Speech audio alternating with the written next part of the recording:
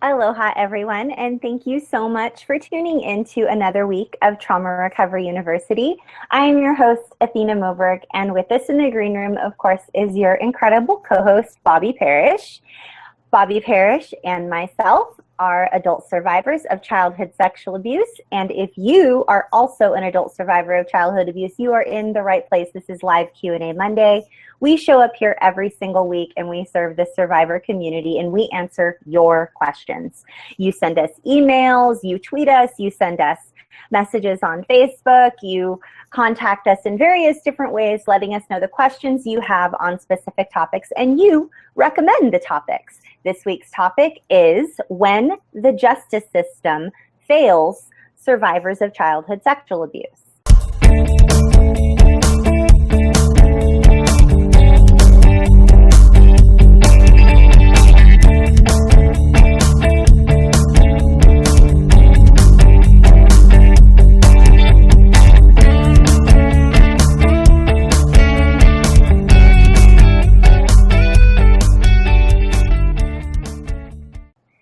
So this is a loaded topic.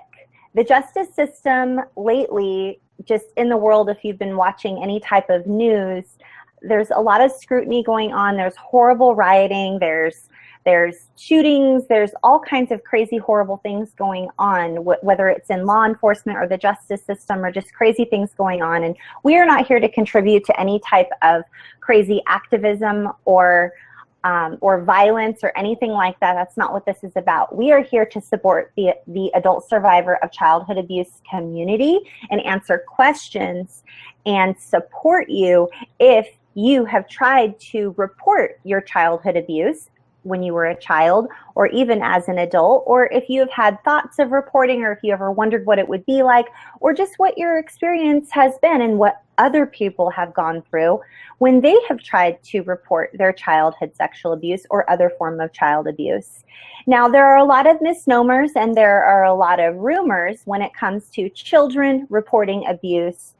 And we are here to sort of dispel a whole bunch of the rumors and support the survivor community. This is a very, very, very delicate topic. Bobby is going to issue a trigger warning. We have tons of resources that you can contact if you're triggered. We ask you do not seek help on the No More Shame hashtag if you are triggered. We ask kindly that you step away and contact a crisis hotline, as we are not crisis care. Now, we are here to discuss this delicate topic and we want to support you. And one of the ways that Bobby and I love to support you is we love to provide you with resources. As a thank you for being a loyal listener or viewer or subscriber, or as we say, just an awesome survivor, we would love to give you complimentary access to tonight's PDF downloadable resource. You are free to print this out, put it in a notebook along with the 100 other resources that we've shared with you that are printable, and to get access to all of those resources complimentary just for free, because we just want you to feel better and to recover faster than we did. You can go to one of our websites. You can go to either traumarecoveryuniversity.com or nomoreshameproject.com. You'll see a tab that says downloadables, and if you click on that tab, you'll be asked for your email address and you'll be given immediate access not only to tonight's downloadable one page, which is when the justice system fails survivors of childhood sexual abuse, but you will see 100 other links to other pages that you can print and download and save and keep for your recovery journey. Everything from when your abuser dies, to PTSD, to complex PTSD, to what happens when your child is abused, how do we talk with our children about our sexual abuse, crisis management plans, family relationships, narcissistic relationships, all kinds of stuff. There's just so many. And we want those to be a source of support and encouragement to you, the survivor. So please go over to one of our websites, nomoreshameproject.com or traumarecoveryuniversity.com, and find the tab that says downloadables, and please join our community. Speaking of community, for those of you who are here every single week, thank you for showing up live and early and supporting one another. Please tweet us. Tweet us your questions or comments, or just interact with us and support the survivor community by using the hashtag NoMoreShame. And if you have found us anywhere but on our Roku TV channel or our YouTube channel, please head on over there. You can find us on any Roku device by searching for Trauma Recovery University, which, by the way, thank you to our Roku family. We have tons of awesome 5-star reviews. I think there's like 27 reviews so far, and like we're at like 4.5 stars total, so which is amazing, 4.5 out of 5. And then we have over 1,300 YouTube subscribers that are here that show up, and you all are in over 70 countries. So subscribe to this channel, like this video if it helps you, and tell someone that you love who is a survivor that they can go ahead and get plugged into Safe Community with us. You can go over to the About section of our YouTube channel, or you can find us on any social media platform and follow an easy 4-step process on how to get plugged into Safe Community. We have globally accessible safe groups where you, the survivor, can come and heal in safety with other survivors who get it. People who are not going to minimize your abuse, tell you to get over it. We just had one of our dear friends this morning say that one of her friends was telling her, hello, don't you think you should just get over it by now? You're never going to receive that kind of treatment or minimization in any of our safe groups. So welcome, welcome to our community, to our family, as we say, our friendly family that we choose. And I'm going to turn this over to my business partner, Bobby Parrish, and she'll go ahead and issue a trigger warning and update you on so many awesome, amazing things happening in our survivor community, including, but not limited to, our conference for survivors coming up November 2016 in Orlando, Florida. Take it away, Bobby. Hi, everybody. It's so good to see everyone tonight. That was a weird flash of me drinking there. I want to issue a trigger warning. Here, cheers, Bobby. Cheers. Cheers. There you go. Cheers. I am so glad that you guys are here tonight, and I want to issue a trigger warning. This is a difficult topic to discuss because it's discouraging, and there's a reason that not a lot of survivors report their abuse. And as we go through tonight, and we'll talk about the statistics, it's discouraging. And so for that reason alone, and not to mention the fact that we're going to talk about childhood abuse and childhood sexual abuse, we want to issue a trigger warning for tonight's video broadcast or podcast if you're listening. Please know that if you get triggered, if you're upset at any time, you can just go ahead and shut things off and come back later. We'll be there on iTunes or YouTube or Roku TV. If you're watching us live, you can still go ahead and walk away. It'll be uploaded soon into iTunes and YouTube after a bit. So it'll be there later if you want to finish watching. If you are triggered and you're in crisis, we want to let you know there are resources available to you. You can reach out if you're in the United States or Canada to our friends at RAIN. That is the Rape, Abuse, Incest National Network. They're available at 1-800-656-HOPE, H-O-P-E. They also have a 24/7 crisis tat. Where'd that come from? Halfway between text and chat, I guess. 24/7 crisis chat on their website at rainn.org. If you're in the UK, you can reach out to the Samaritans, and they can be reached at their phone number 116-123. You can also text them at 0775-909090. The Samaritans are also available for support via email. You can email Joe, J-O, at samaritans.org. If you're in Australia, where we have a growing community of followers and watchers, you can reach out to your national hotline, and that number is 131114. And like Athena said, if you're in crisis tonight, we want you to get help. We just would ask that you seek help off of the Twitter stream, so not using the No More Shame hashtag, because if you're in crisis and you're sharing that crisis during chat, during the video broadcast, it does trigger others, and then they're not able to be present for the rest of the video. Tonight, again, we're talking about when the justice system fails you. This is a topic we'll be covering a little bit about at our conference in November 11th, 12th, and 13th at the Embassy Suites, Lake Buena Vista, not Lake Buena Vista South, but the Lake Buena Vista Resort. And we are so excited that we're going to be gathering up to 180 survivors and professionals who work with survivors to help them understand what survivors need to heal. We have some wonderful keynote speeches lined up for you with some awesome presenters. We have breakout sessions. We have sessions just for professionals. We have sessions just for survivors. I should need to turn off my phone so it doesn't do that. Me. I'm so sorry. I was copying you in a tweet.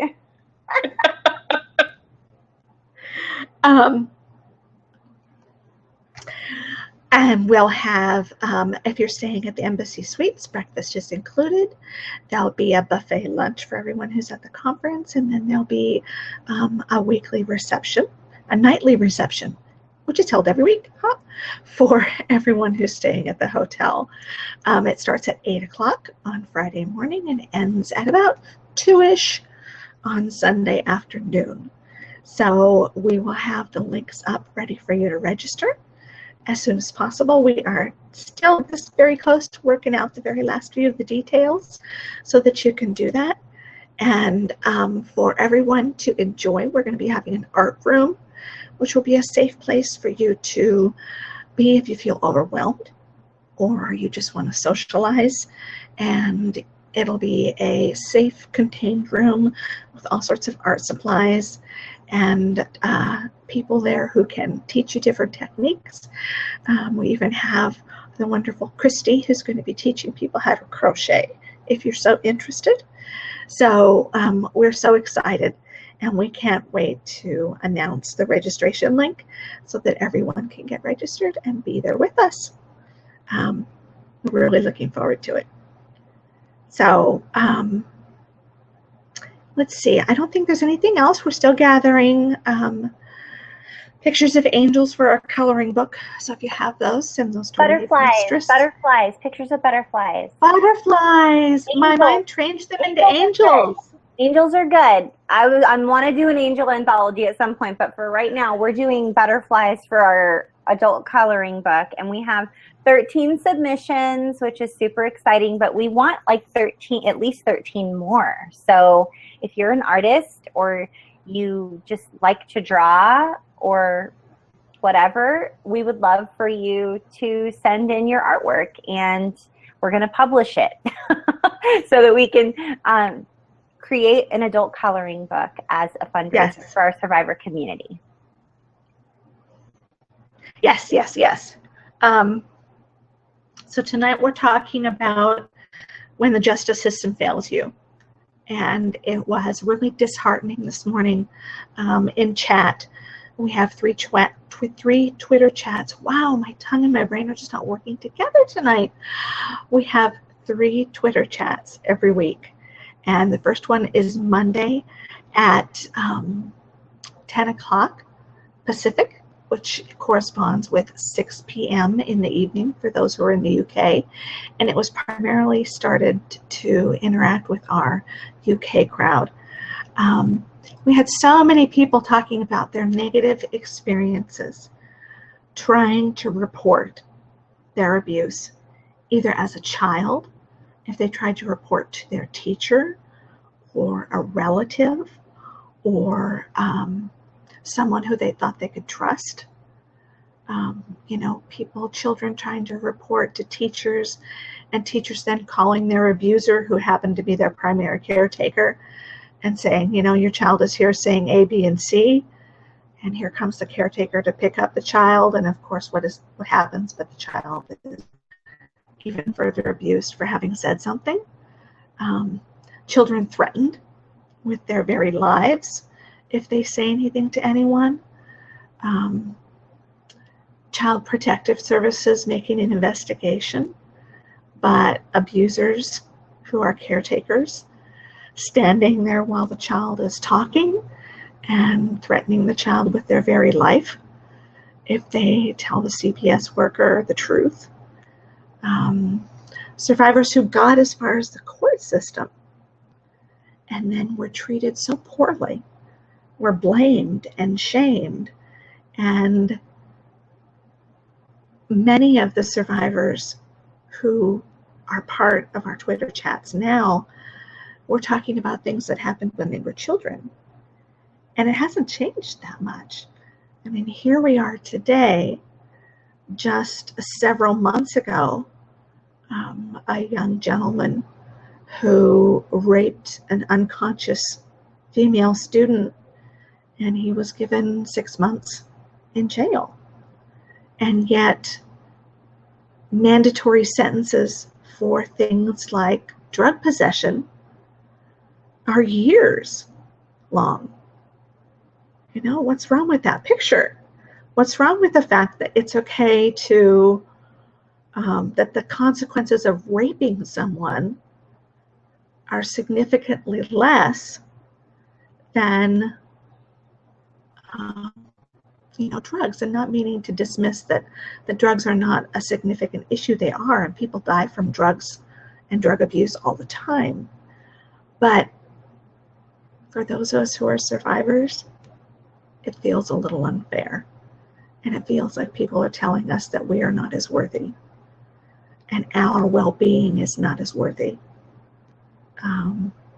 I know that there have been several times that I have tried to report crimes to the police.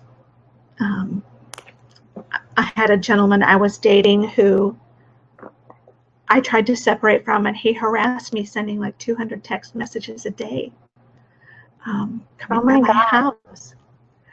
And I eventually filed a harassment complaint. And the policeman didn't even want to see the text messages. He didn't care. I filled out a complaint. I never heard another word. That was it. Did the text messages stop? After about another 10 days. Oh my gosh. So they didn't do anything about it, is what you're saying? No, he took my statement. And he said, I don't know if we have enough to arrest him. But he wouldn't. He took my statement. He wouldn't let. I had saved every single text message. He wouldn't let me show him. Interesting. I came with all the email that he had been sending, the horrible, hateful email, your death threats, all sorts of things. He would take those, but the text messages didn't matter. So, yeah, I have no clue whatever happened. I'm so sorry that happened to you, Bobby. I have a couple of different examples of the justice system sort of failing, if you will, on topic. Of course, you guys know I've spoken about this on several of our episodes, but as a child, I would sometimes have to run across the street to use the phone because they would rip the phone out of the walls. My mom and my stepdad would rip the phone out of the wall in the middle of a domestic violence situation. And it was really, really, really bad. And then the cops would come, and then they would get there and everything would be quote unquote fine. And my stepdad, regardless of if there was blood, broken windows, weapons, my stepdad would always somehow convince them that everything was fine. And he would stand there with his arm around me, shrugging my shoulder up and down, saying everything's going to be fine, and handing me a soda pop, right? And I'm sitting there and I'm looking at the police officer just a little girl, 7, 8 years old. And they never even asked me anything. And then I remember reporting when I got called into, I was 12. I got called into the middle school counselor's office. And they told me that I could tell them the truth, was something going on at home. And I told them, and my abuser showed up to pick me up. And I got in so much trouble. Like Bobby mentioned at the beginning of the broadcast, my abuse got worse because I spoke up. I was told and shown very clearly that that was not the way to handle anything, by talking. You don't talk about it. It's not something you talk about. And then even later on, that was when I was really, really little, right? Later on in life, this is probably in the year 2005, right before I moved to Hawaii. So this is probably, this is like 10 or this is like 11 years ago ish. I had a car. I was in a car accident. I was traveling straight, and this little car, this person with, I don't know, they were speeding or whatever, and they turned left right in front of me. They didn't have their lights on. They didn't have anything. I didn't even see them. And it was like that time of day when, like, you know, I have my lights on because they automatically come on, but I didn't see them. And they were in an older car where lights don't automatically turn on. So anyway, it just so happened that my son was with my dad on the back of my dad's motorcycle. He was so excited, like, can I ride on the back of Grandpa's motorcycle? We were coming from my son's baseball game or something. We're going to go get something to eat. And I was in this car accident. The cops had come, whatever. And I tried to tell the police what happened. And my dad showed up, and, you know, he's worried sick. All he sees is the front of my car completely destroyed, and these people are over there, and I'm completely shaken up. And it was really, really, really a crazy situation. And my dad said something like, while the police officer was standing there with me, my dad said something like, well, they're lucky I don't kick their ass, or something like about the person driving the other car. And the police officer, instead of like tending to me, making sure that I was okay or handling the situation, told my dad that my dad was going to get arrested for terrorist threats. Because he said I should go kick their ass. Now I realize that that's like a threat, and that he's threatening someone, and that's really bad, and you're not supposed to do that. But like, my dad's like 70. I don't know, like, I'm just thinking like, like, I'm completely shaken up. The other person is obviously, there were these teenagers, they're all, you know, there's alcohol in the car. I mean, it was just a bad situation for those kids. They were really young. But instead of like properly handling my situation, the cops completely stop what they're doing, processing the scene of what happened, and they're over threatening my dad, telling my dad that they're going to arrest him for terrorist threats. Anyway, it was just, sorry, but that's a big, in my opinion, fail. That's a big fail, in my opinion. I just feel like they should have handled the job that they were there to do, and like let my old man father over there like complaining, like go let him do what he normally does, which is complain. I don't know. Bobby, what other situations can you think of where the justice system just fails completely? I can remember an instance where I was date raped, and I called the rape crisis center afterwards, and it was no help whatsoever, none. I felt like I interrupted the woman. Whatever it was that she was doing had to have been more important than talking to me. She was telling me I could only go to one of two hospitals. There were only two hospitals in the entire area that I could go to if I wanted to have a rape kit done, which I thought was kind of crazy, because in DFW you would think there would be many of them. Anyway, and then when I called the police, it was, well, did you go to his apartment willingly? Yes. Did you intend, it was all sorts of questions about, did you intend to have sex with him? No. How long did you stay? It was just question after question after question, and after about half an hour, I said, that's okay, and I hung up. And I didn't ever go any further, because the clear message that I was getting was that it was my fault. And as survivors, unfortunately, that's one of the most primary grooming techniques that our abusers used against us when we were children, was that what happened to us was our fault, because we either asked for it, or we were bad and we were not good enough. So when we become adults and we encounter situations where other people take advantage of us, other people sexually assault us, if there is an essence of victim blaming and victim shaming in the mix, it's very easy for us just to take our bat and our ball and go home and say, you're right, this was my fault. What kind of fool was I to think that I could go have dinner at someone's house and that wasn't just consent to be raped. And that's just trauma on top of trauma. So for survivors, Athena and I have talked about this before, about secondary trauma. You have the original trauma when you're a child. Sometimes trying to report, there's a whole other set of trauma. Then we go out into the world and we're not equipped to deal with things. We're not equipped to know predators from safe people.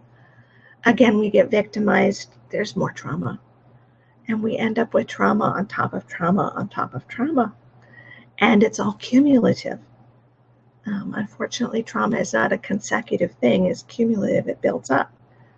It doesn't just, an incident happens and then poof, the next one comes. They build up on each other, one on top of the other. And so when the justice system creates secondary trauma for us, it's not a small thing.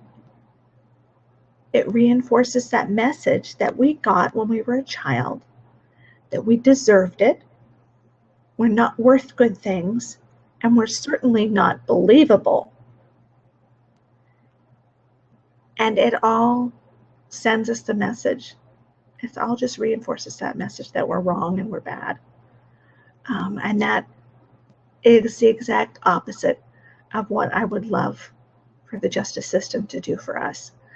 I would love for it to support us. I would love for there to be more advocates for survivors available, so that we have people who are familiar with the justice system standing with us, and so we're not alone when we face that. So we'll talk tonight. We'll look at the one page. We'll talk about statistics. We'll talk about why survivors don't report as often as people think we should. That is one of the most common things I hear personally, and then I hear from my clients. They tell me when they disclose as adults that they were sexually abused as children, one of the first questions is, why didn't you say something? Well, hello.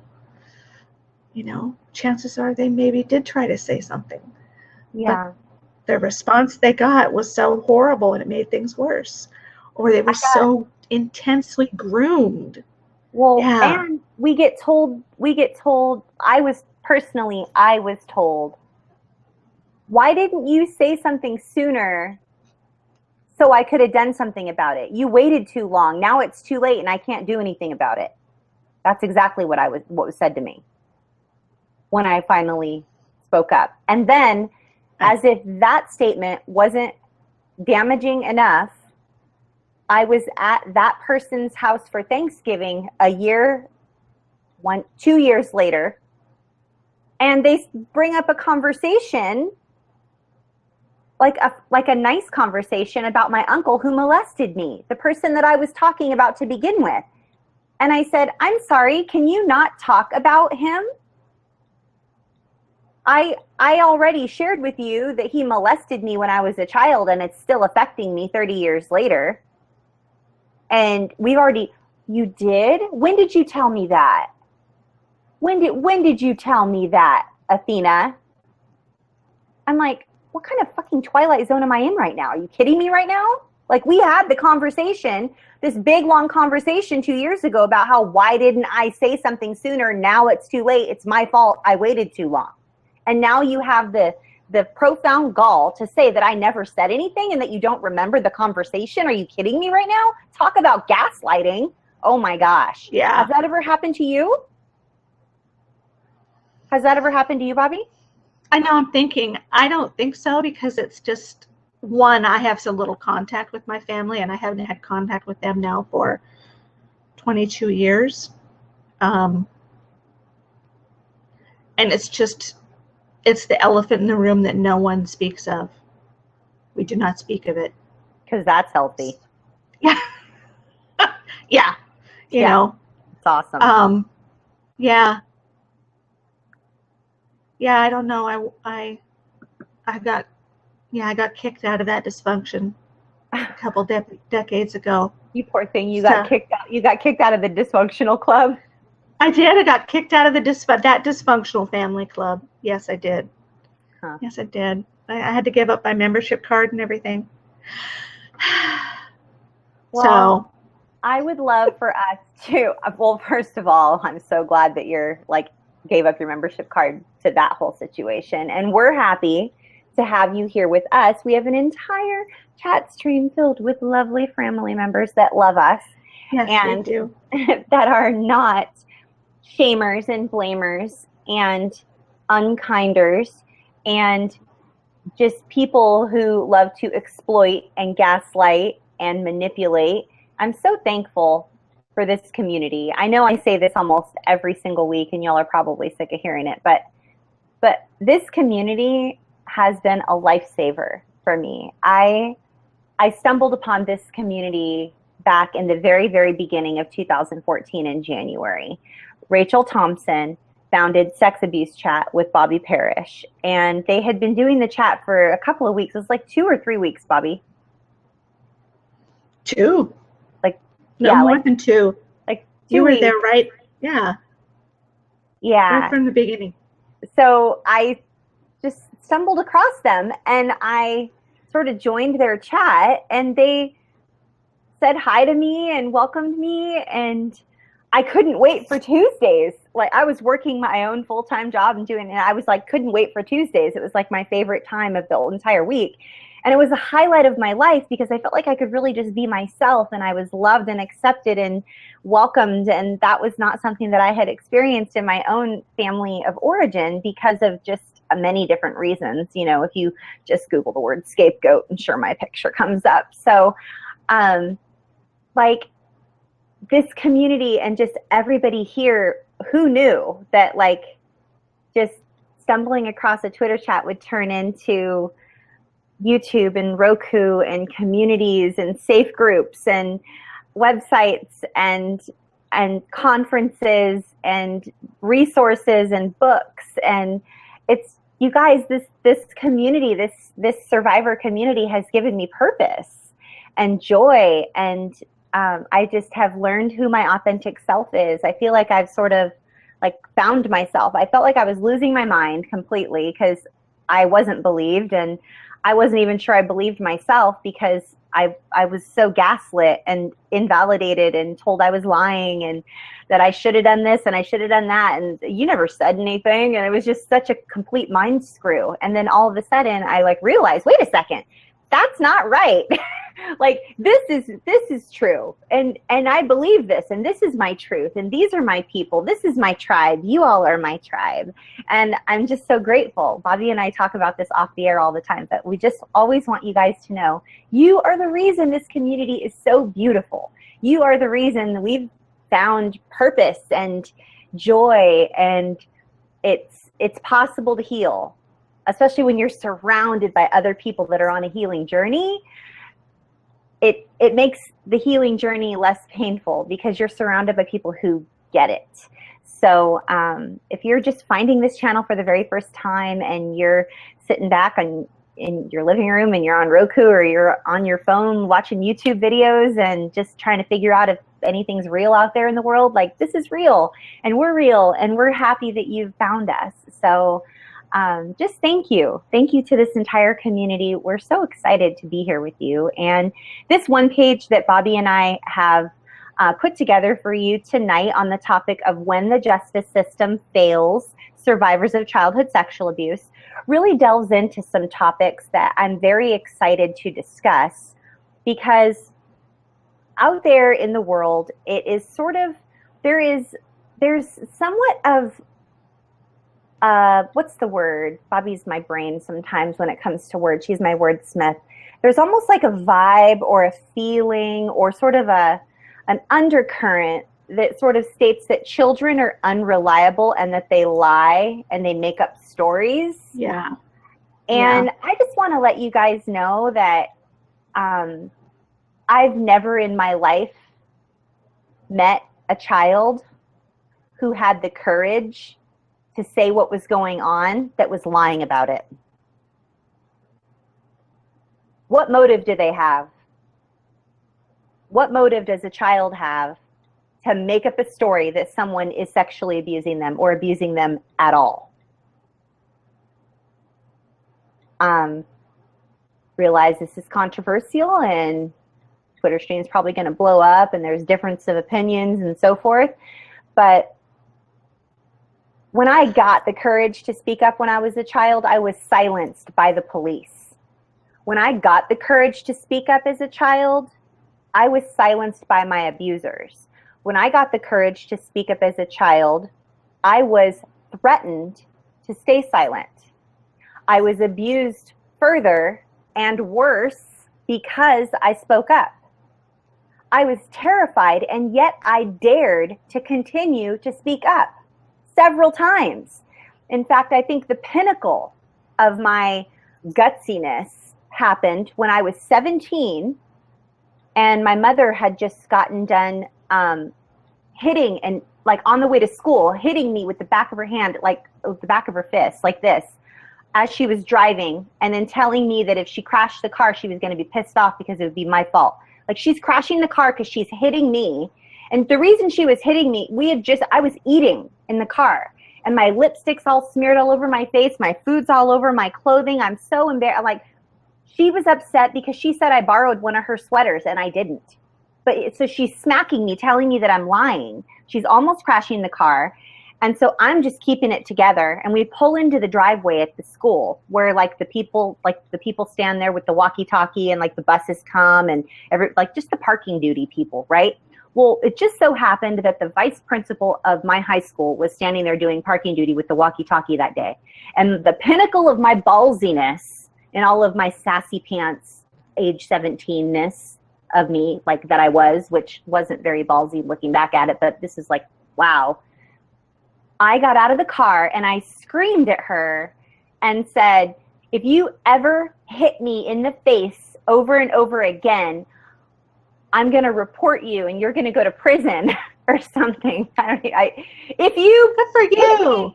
hit me ever again, and I said something like, I'm going to report you or you're going to go to jail or something. I don't know. But I was threatening her and I was doing it in front of the vice principal of the whole school. Nothing ever came of it. No one ever reported it. Nothing ever happened, ever. But I felt like, yeah, I did it. Yeah, you spoke up. And it was like the 5th or 6th time, and it didn't warrant anything because no one ever did anything about it. Right. And my mom acted like nothing ever happened. In fact, she tried to get up in my face and back me up against like the pantry cupboards at the house. And I'm like, I dare you to lay a hand on me right now. I dare you. Because I'm not going to stay silent forever. I dare you to hit me right now. I dare you. And she didn't. She never hit me again. She never hit me again after that, ever. When I screamed at her that she better never hit me again in front of the vice principal, she never did it again. She was a bully.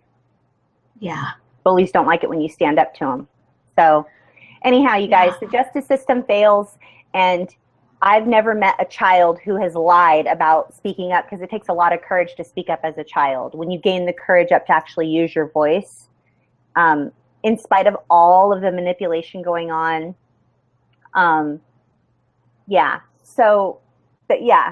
would just like to say my opinion, since this is our channel, is that no, children do not make poor whatever reporters, or like they don't lie all the time. Like, no, I disagree. Well, you know, the statistics show, and Athena and I have a lot of statistics to share with you tonight. Share. And they're all from RAIN, or they're from the organization Darkness to Light, two very well-respected organizations. Statistics show that only 4 to 8% of all claims of sexual abuse, child sexual abuse, are fabricated. And those are largely fabricated by an adult, usually an adult who is in a custody situation with the person they accuse. So it's a myth. It's a myth that children just go about willy-nilly flinging about, accusations of sexual abuse.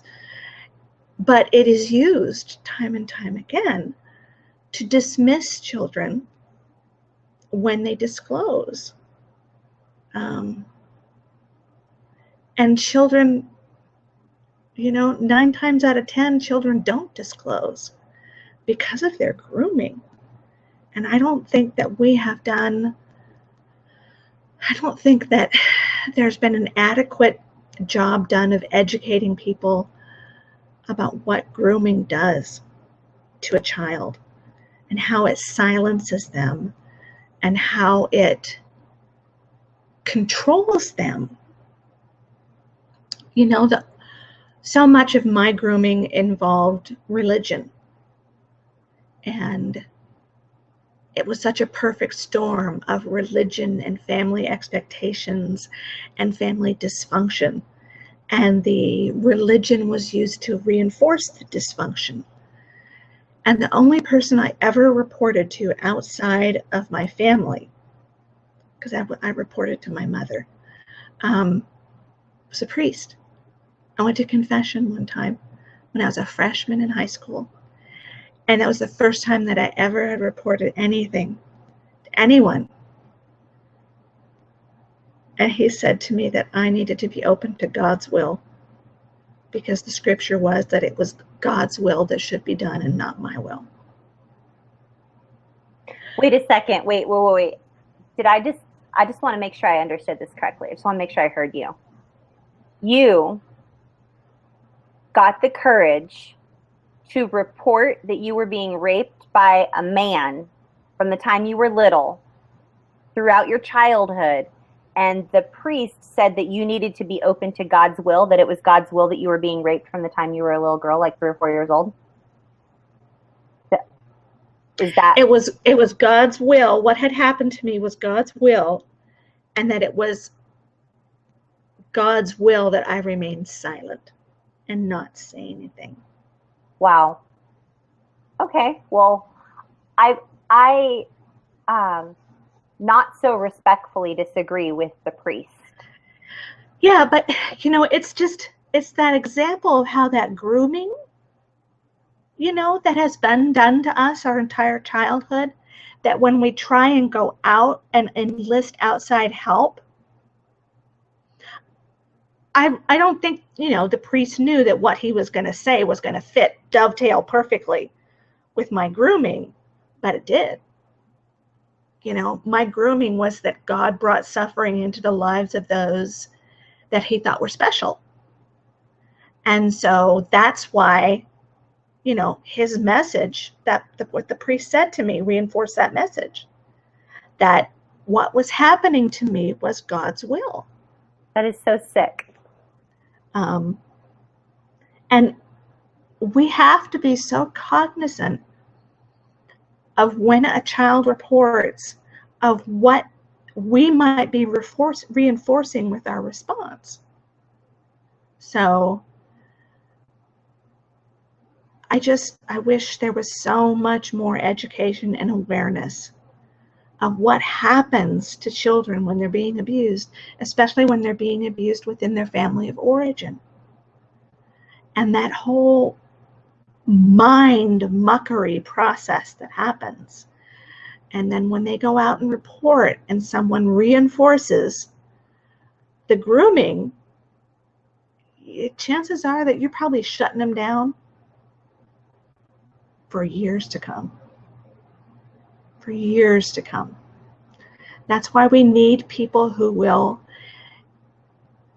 our teachers, our medical professionals, everyone who works with children on a regular basis needs to be educated about child abuse and about the grooming process. And we got to blow these stupid myths out of the water, like children lie and it's children's fault. or, the whole victim shaming and blaming stuff. It's just never a child's fault, period, to be abused. It's just not. Like, I remember being blamed for my own abuse. Like, well, if you didn't make me so mad, or I was just so worried about you. It's like, really? I look back at that now as an adult and go, huh, and I fell for that. Okay. Like, well, sure, because that's what you were groomed. yeah. That you were responsible for their emotions. I was responsible for them my whole entire lives. I was responsible for their actions, for their thoughts, for their needs. I was responsible for all of it. I was the designated adult. I have been told my whole life, by the way, that I'm the designated adult. From the time I was little, you're the designated adult, Athena. I'm sorry about that. There's no special stickers for the designated adult like there are for the designated driver on 4th of July or New Year's Eve. Let's look at the one page and look at some of our statistics that we have. Yes. I'm all the way at the bottom. Okay, let's do share all here.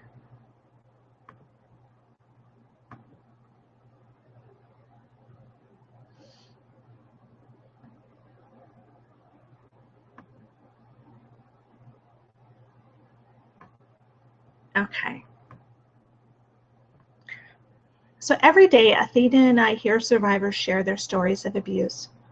More often than not, their abuser was never arrested for or convicted of their crimes.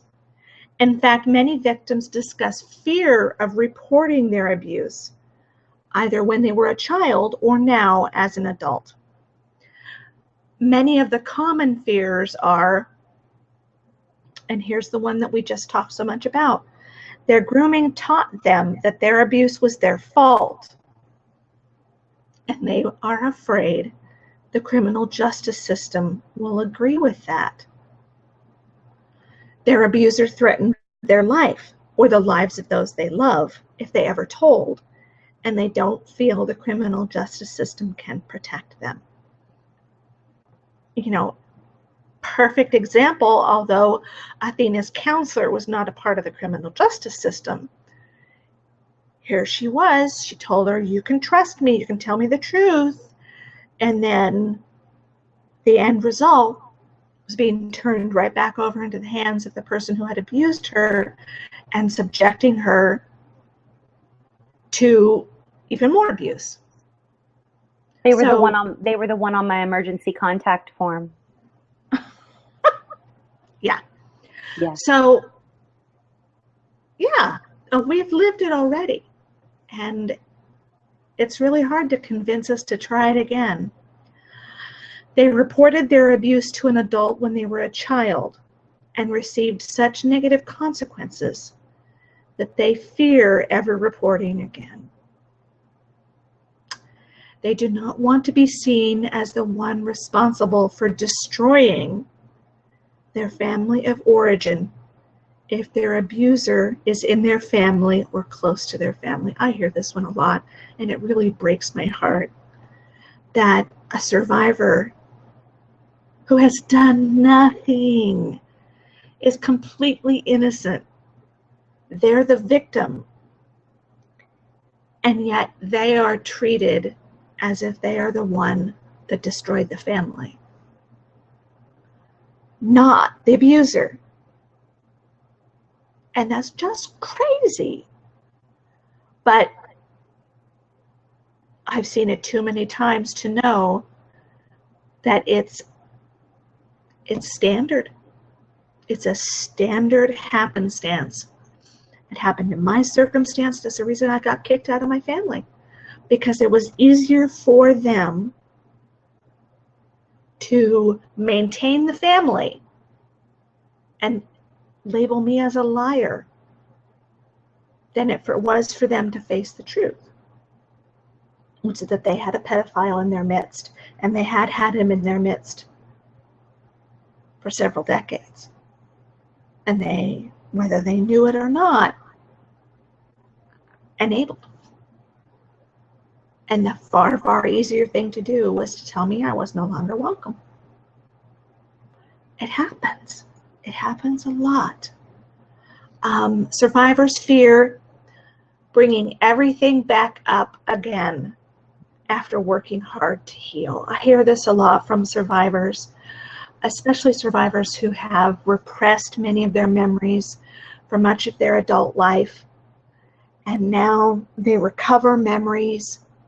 They wrestle with them for several years. They work hard to get their life back on track. And someone says, well, why don't you go to the police now? The statute of limitations is still open. There are some states now, thankfully, that have adjusted their statutes of limitations that you can report as an adult. But what guarantee does that survivor have that the justice system is not going to traumatize them all over again? From the statistics we're going to talk about here in a minute, and from the stories that I have heard from survivors, that's a valid fear. They're afraid they will not be believed by anyone, not just the justice system. And they are afraid their abuser will not receive consequences commiserate with the trauma the survivor experienced or will experience during the prosecution of the crime. Again, many stories from survivors. I did it. I went through the whole process. I testified. My family was so angry with me. And he got, 6 months of probation, or, a misdemeanor crime conviction. It wasn't worth it. It just wasn't worth it. And it's a very valid fear for survivors. And that's pretty much what these statistics will tell you. Sadly, many survivors' fears are based on reality. Only 55% of child sexual abuse reports to Child Protective Services agencies are investigated. That means that 45% of the reports made to Child Protective Services agencies of child sexual abuse there's not a single amount of investigation made. A report is taken and it's filed away. Only 20% of the reports made from schools about childhood sexual abuse are investigated by Child Protective Services, which is crazy if in the next bullet, which says that school personnel discover and report more cases of child sexual abuse than any other profession, including the police or any Child Protective Services agency member. So the schools make the most reports, and yet only 20% of their reports are investigated. And you look at these things, and it's so easy to understand why a child doesn't report. For each 1,000 rapes among all ages, only 344 will be reported. Only 63 of those 344 reported rapes will result in an arrest. But then only 13 of those 63 arrests will result in prosecution. 50 of the cases, the perpetrator is arrested, but no charges are filed. So 13 out of 1,000 rapists are prosecuted, and only 6 will ever serve any time due to their sexual assault. That's crazy. In child abuse cases specifically, only 29% of investigated reports result in an arrest. And that number drops to 19% if the child is younger than 6. Oftentimes, children are seen as unreliable reporters, even as a class of reporters that often lie, like Athena talked about earlier. But the reality is that only 4 to 8% of childhood sexual abuse reports are false, and most of those are fabricated by adults. Okay? So the bulk, the majority of false reports come from adults, not children. When a child tells you that they have been abused, believe them. Children need to be taken seriously when they disclose sexual abuse, as do adults. We need to provide much more support and advocacy for survivors of sexual abuse than we do now. Systemic victim blaming and shaming needs to be uprooted, both in society and specifically in the criminal justice system. More education about sexual abuse facts need to take place within the criminal justice system, the school system, and all child-oriented systems, such as sports. Reporting systems need to be overhauled, and sentences for conviction of sexual assault need to be higher. Only then will we see reports, arrests, and convictions of childhood sexual assault perpetrators on the rise. And again, all statistics were taken from RAIN and Darkness to Light. It's so discouraging. It is discouraging. And makes it so hard for us as survivors to feel like we're taken seriously, we're validated, we're supported by the community at large. And I think it's one more reason why we tend to isolate, why our shame seems to drive our lives, because the shame doesn't stop just when we're abused. When the abuse is over, the shame doesn't stop. The shame continues to get piled on by the system around us, by those we try to report to, and sometimes, unfortunately, by people who tell us to just get over it. Yeah. As if it were that easy. As if it were, like we're choosing to not get over it. You know, like this is something we really enjoy thinking about. I don't think so. Hello. Or what was the recent, remember, Bobby, the whole thing on Facebook or whatever? We just love to play the victim, which is so not true. I mean, I don't think that I sit around playing the victim. I definitely am using my voice for good and to help others know that they're not alone. But it's so easy to receive messages like that and begin to doubt your sanity.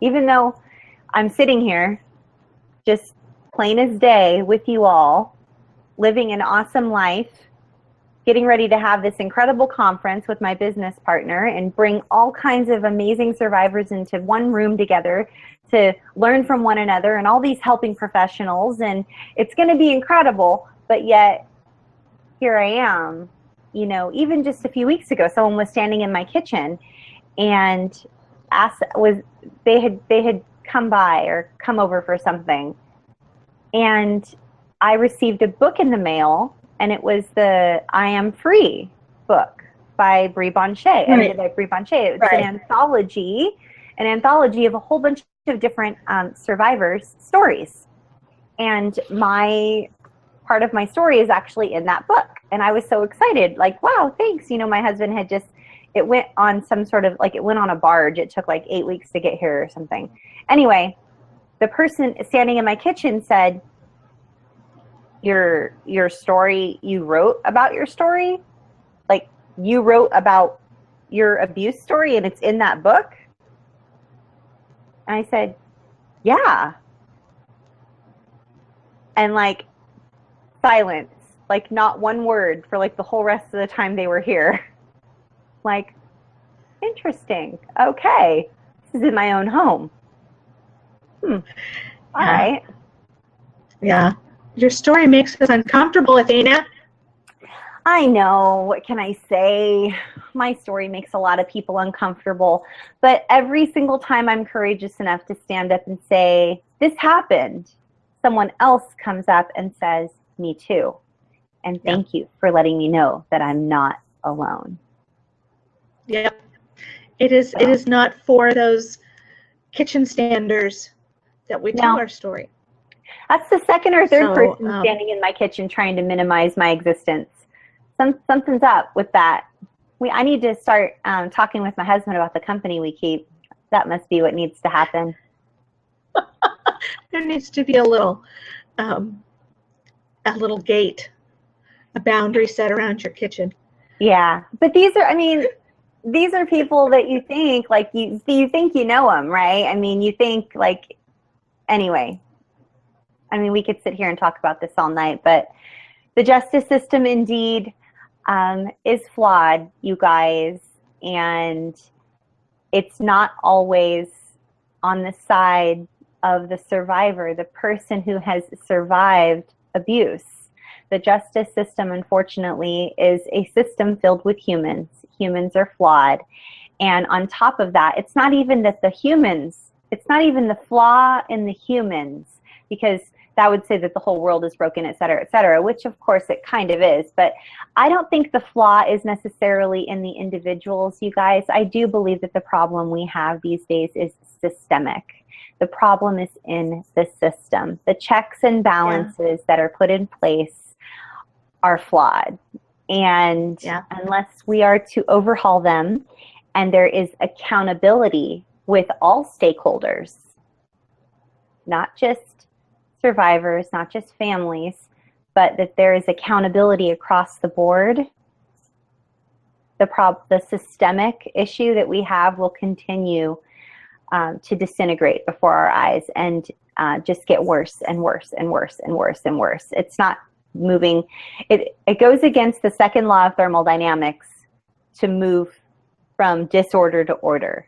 As we see the system now, it is moving from order to disorder. And we've seen it do that. I'm only 42, and I've never seen the system get better. I've only seen it get worse. So it doesn't leave a lot of hope with regards to the system in and of itself. But I must say this, Bobby, and I know that you agree. Social media, as much as parents hate that their kids are standing around on their phones and staring at their phones all day, social media has given people a voice and has opened up avenues of support and advocacy that we've never had before. If it wasn't for social media, I'm not sure I would be here right now. I would never have found Sex Abuse Chat, and I would never have realized I wasn't alone and that I wasn't losing my mind, that things like this really do happen. And it wasn't just me. And it's a powerful tool. Yeah, it really is. And I want to make sure to say, and I thought about this morning in chat and I didn't say it, and I wish I had. Athena and I are not advocating that everyone needs to report their abuse. We're certainly advocating for children being able to report their abuse and being removed to some place where they are safe and nurtured and cared for. But if you are an adult and you choose not to report what happened to you as a child, that's fine. That's your choice. We highly advocate for you making the choice that's best for you. That we're not sitting here saying that every adult has to report what happened to them when they were a child. Absolutely not. It's your choice. And no one has the right to bully you into reporting or not reporting. So My family bullying me into not reporting, not okay. Someone bullying you into reporting, not okay. It's your choice, and it's an intensely personal choice, and any choice you make, yes or no, is valid and deserves respect. So we want to make sure that each and every one of you hear that tonight. There's no judgment passed. None at all. No. Based on what you do. No. We're here to support you regardless. And it's not about us telling you you should do something. We're not shoulding you all over the place. I have not chosen to report anything as an adult. I tried when I was a kid several times and I was sort of shut down, and I've never tried again. I'm sure the statute of limitations is up on all of the stuff that happened to me, the multiple crazy abusive situations, the multiple abusers, all of it. And even if the statute of limitations wasn't up, you guys, I'm definitely not sitting here telling you that I would be heading on over there and deciding to report. Like, that's probably not what I would do, honestly. I'm not choosing to do that. I fall in that category in the beginning of the one page underneath the bullet point that says, I've done all this work to heal and I don't want to drag it up again because I'm healing. And my recovery is no longer what I do full-time, 24/7, just trying to survive so I don't want to die all the time. Like, I'm advocating for others. I've claimed my life. I've sort of put my stake in the ground. Like, this is me and this is my life, and I'm gifted and I'm talented and I'm strong and I am a good friend and I'm a mentor and I reach out to others and I'm an advocate. I mean, I have all these different little hats that I wear and these things that I'm really proud of, and I love being a mom and I love being a wife. And, you know, I honestly believe that if I were to choose to report my abuse right now, it would take over my entire life. And I don't know that I'm willing to do that. So we're not telling you that that's what you should do. I just want to echo everything Bobby said, because that's my whole situation. I just painted you a whole picture right there. You know, I'm a wife. I work at home. My husband works out of the home. I've only been married for 5 years. I'm working on learning how to be a wife. And I raised my son by myself for 17 years. He's married now. He's in college. He went in the military for 6 years. He's out. He's in college. He's married. So I have all these different things that I do. And I have this entire life that I'm living. And I love my life. And I honestly believe that if I were to push the pause button, like push the pause button on life and decide to go down that route of reporting, I don't want to know what would happen, honestly. I don't think it would go well. I think I have a deep knowing behind my belly button that it wouldn't go well. Because one, I don't think I would be validated to the degree that I deserve. I don't know if I would be believed. The statute of limitations is up. I already don't have any contact with like pretty much 99% of my family. So it's just not worth it. You got to count the cost, you guys. You got to count the cost. So what about you, Bobby? No. I'm past the place in my life where I would report. And it's my decision based on what I think are the costs and the benefits. You know, I speak out about it now, but that ship has sailed, and I made the decision not to press charges. So, and I'm fine with that choice. It was the best one that I could make at that time, and heaven knows I have enough second, third, fourth guessing in my life to rehearse that particular decision. So, ship sailed. Yeah. Okay. Hard topic, you guys. Hard topic. And please don't mistake our sharing information about why it's so hard to report to mean that we endorse everyone needing to report. What we do feel is if you choose to report, If you would like to report, the system should be a lot friendlier, especially for children. I see zero excuse for why a child should report their sexual abuse and nothing be done. Nothing. That's inexcusable in my book. Yeah, so I agree. I totally agree. Yeah. Well, we're not one to shy away from the hard topics. So thanks for being here with us, you guys. We're going to shift our broadcast right now into the portion where we welcome new people who have never been here. So if that is you and this is your very first time finding us, for the next 10 minutes or so, we have a very brief 4-step process on how you can get plugged into an online, globally accessible, safe community. It's very, very simple. Boom, boom, boom, boom, 4 steps. And we're going to show you how to do that. But for the rest of you that are here every single week, thank you. Thank you for always showing up and supporting one another. Thank you for being the favorite part of our week. We love being here with you guys. And it's because of you that we get to show up here and support you every single week. So thank you. And we hope to see you all in person in November in Orlando, Florida, November 11th through the 13th.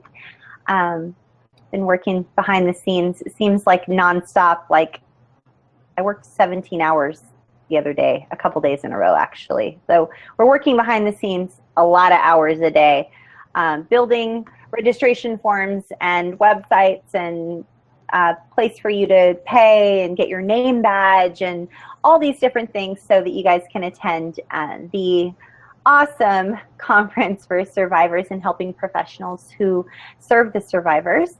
And we look forward to meeting you guys in person there in November. And we're gonna transition our broadcast now. I'm not sure if Bobby, I don't know what that was. Or if, I know, that was weird, wasn't it?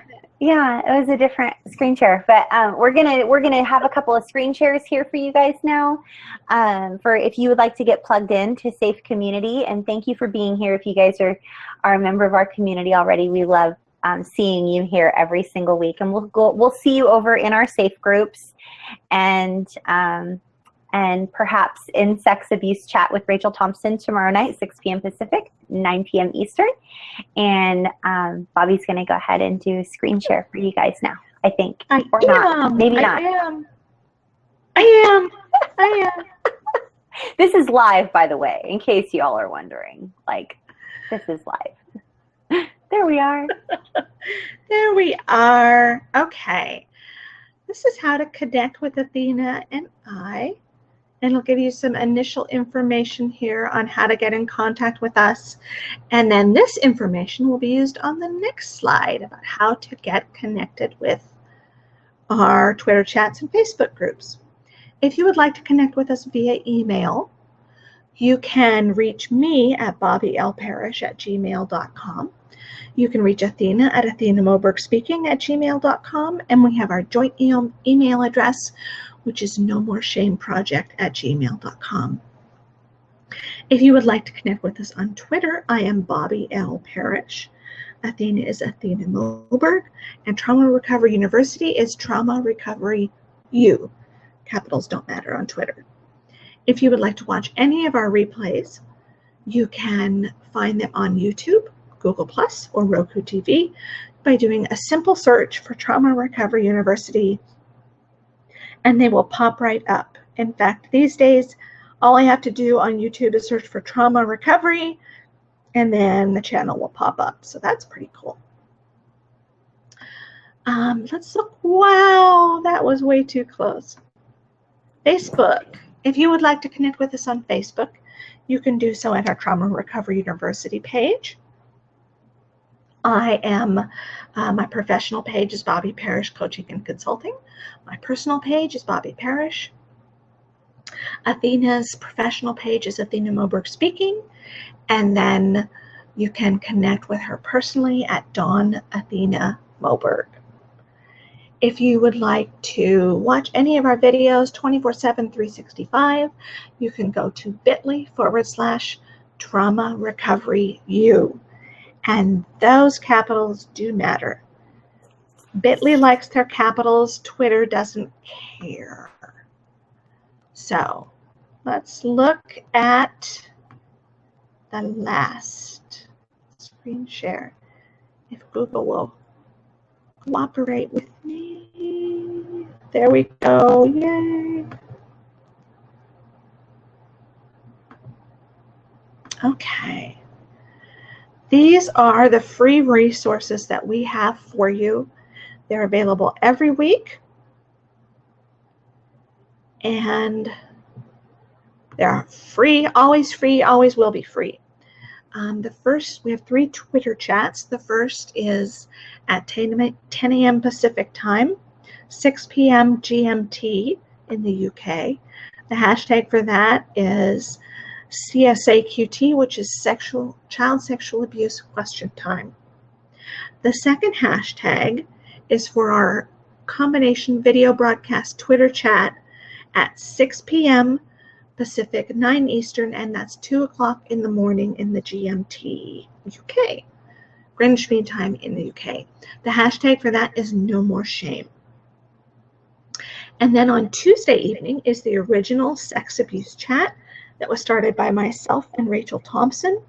That is at 6 p.m. Pacific time, 9 Eastern, and that's 2 o'clock in the morning in the UK.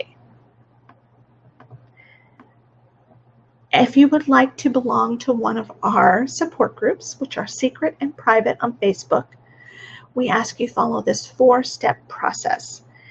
And, do I ask for your patience? I have gotten multiple people in the last week who have sent me messages saying they'd like to heal in safe community, and if I haven't been able to get back to them within 12 hours, they're getting really upset with me. So please, please be patient with us. We're doing the best we can. We're just 2 girls. We're doing the best we can, guys. There are 1 billion, with a B, adult survivors of childhood sexual abuse on the planet right now. 1 billion with a B. Even if you were to take a fraction of 1% of them and have them all DM us and send us private messages, we are 2 girls on our laptops. We're doing the best we can. Sorry, I didn't mean to interrupt you, Bobby. No, it's okay. We just love to get you into the support groups. I apologize that it takes us several days. We just ask for your patience. What we need you to do is to like the Trauma Recovery University Facebook page, send both Athena and I friend requests. And we ask that you send them to both of us because we both have 2 different schedules and we're also 6 hours apart in time zones. So one of us is going to be able to get back to you before the other one. After one of us accepts your friend request, then send that person a message saying, I'd like to heal in safe community, or I'd like to join one of your support groups, however it is that you'd like to phrase it.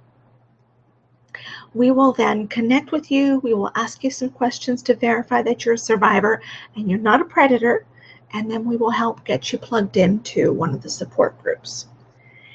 And let's see, anything else on here? Every Monday night at 6 o'clock p.m., 9 o'clock Eastern, or Tuesday at 2 o'clock in the morning, you can find us broadcasting live, and you can ask your questions on Twitter using the hashtag No More Shame, and you can watch the video broadcast live at bit.ly/trauma recovery u. Yay! Hey! That's all, folks. Yep. Well, we are so grateful that you guys have chosen to spend this hour or so, hour and 20 minutes-ish with us. It is a joy for us to come here and serve this community every single week. Thank you for being here with us. And if this video has helped you, we hope that you will give it a thumbs up and perhaps share it with someone you know who might be healing. Perhaps they're a survivor. Perhaps they are going through something difficult. They're having memories for the first time, and they're not sure if their memories are real, and they think it's only them and that no one will believe them. If that's you or someone you know, we would love for you to just share our YouTube channel with them, just so they know they're not alone. There's no Tupperware or contract or pyramid or anything. This is all just free. Just watch the videos and just feel supported. That's all. We just want you to know you're not alone. You are not alone, and there is no shame in what happened to you when you were a child. You did not sexually abuse yourself. So we hope that this hour or so has been supportive for you. Bobby Parrish and myself, we love bringing you everything you need for healthy, informed trauma recovery. We are so looking forward to meeting a whole bunch of you in November in person, face-to-face in Orlando, Florida. Bobby, did you have anything you wanted to say to everybody before we say goodbye? I'm hoarding art supplies as we speak, people, and I'm trying them out and reporting my masterpieces on Facebook. So, yeah, come to the conference. I have art supplies. If you're wondering what Bobby's talking about, there will be an art therapy workshop that is taught by our very own Bobby Parrish, who is a therapist, for a lot of years now. She's a trauma recovery coach, but she was a therapist for many years, and she did play therapy, and I'm so excited to be sitting under her tutelage for her art therapy workshop. So if you are interested in art therapy, or you're interested in attending a conference with other survivors who get it and who have been through what you've been through, and just to know that you're not alone, then we hope that you will sign up. We are working behind the scenes, completing websites and registration forms and payment gateways and all kinds of things, so that it will be an easy user experience for you to just click, click, click, click, click, and be able to purchase your tickets and give us all your information for your lanyards and your name badge and everything for the conference. So I'm excited that Bobby's hoarding art supplies, because I don't think I would be able to do that. I wouldn't know what to get. So I'm so happy that you know all of the art supplies to purchase to make it great, Bobby, because I would not know. I only know I've done watercolors and acrylics and oil paints, but I've never done any of the stuff that you're putting up on Facebook. There are these, I'm excited to learn. What is it called again? Alcohol, what is it? There's alcohol inks on Yupo paper. What kind of paper? So, Yupo, Y-U-P-O, Yupo. Alcohol inks on Yupo paper. I am so excited to learn about this. So yes. The art therapy workshop is just a portion of the event. It's going to be Friday, Saturday, and Sunday. We have keynote speakers. Jody Amon will be there, Bree Bonche, Bobby, myself. We're still lining up keynotes, and we have a speaker coming who runs a nonprofit organization on human trafficking, and she's going to be speaking with us. So very, very exciting stuff. So thank you for being here with us, and we hope to see you here next Monday, or any Monday, 6 p.m. Pacific and 9 p.m. Eastern. And give this video a thumbs up or share it with someone. And if you are here, I guess it's too late for me to tell you that if you're here on a replay and you're not here live and you just want to fast forward and look at the screen share, it's down below right before you get to the comments in the description section. Sorry, I should have said that at the very beginning. So thanks, everybody. I'm Athena Moberg, and this is Bobby Parrish, and we love bringing you everything you need for healthy, informed trauma recovery. Bye.